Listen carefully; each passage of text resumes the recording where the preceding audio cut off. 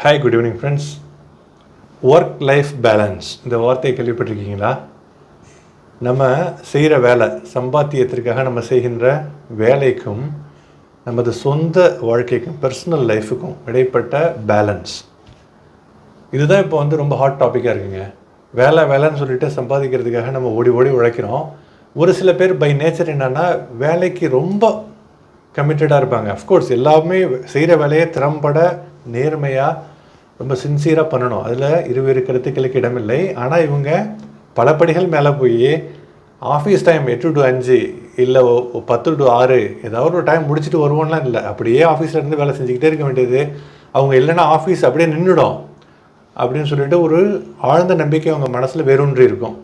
இழுத்து போட்டுட்டு செய்வாங்க. வீட்டுக்கு வந்தால் வீட்டில் ஃபேமிலியை கவனிக்க மாட்டாங்க. ஃபேமிலி குழந்தைங்கள்லாம் இருக்கும். ஒரே ஒரு விஷயங்க, வாழ்க்கையில் நம்ம எல்லாருமே, நீங்கள் பார்க்காம இருக்கிற எல்லாருமே ரீப்ளேஸபிள். எல்லாருக்குமே ஒரு ரீப்ளேஸ்மெண்ட் இருக்குது. நீங்கள் ஆஃபீஸில் நீங்கள் போனீங்கன்னா அடுத்த நாளே இன்னொரு ஆளை அதே ரோலுக்கு ஈஸியாக கொண்டு வந்துடுவாங்க. நம்ம நினச்சிட்ருக்கோம் நம்ம இல்லைன்னா இந்த வேலைலாம் நடக்காதுன்னு. அது மிகப்பெரிய பொய்யான பிம்பம்.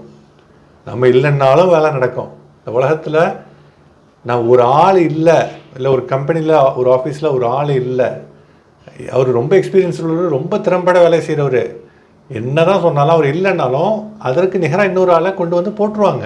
அந்த ஆஃபீஸ் ஃப்ளோ ஓடிட்டு தான் இருக்கும்.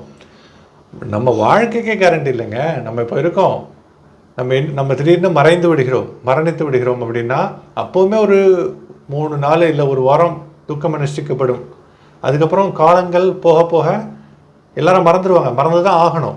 அது எந்த விதமான ப்ளேமும் கிடையாது. காலம் எல்லா துன்பங்களையும் ஆற்றக்கூடிய சக்தி வாய்ந்தது.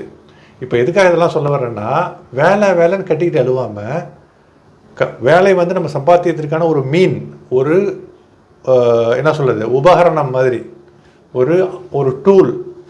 சம்பாத்தியத்திற்கு கண்டிப்பாக வேலை செய்யணும், செய்கிற வேலையை சரியாக செய்யணும், ரொம்ப நாணயமாக நேர்மையாக திறம்பட செய்யணும். அதெல்லாம் ஓகே. அந்த வேலைக்கு ஒரு எல்லையை வச்சுருக்காங்க. காலையில் இத்தனை மணியில் இந்த மணினா முடிச்சுட்டு வீட்டுக்கு போயிட்டே இருக்கணும்.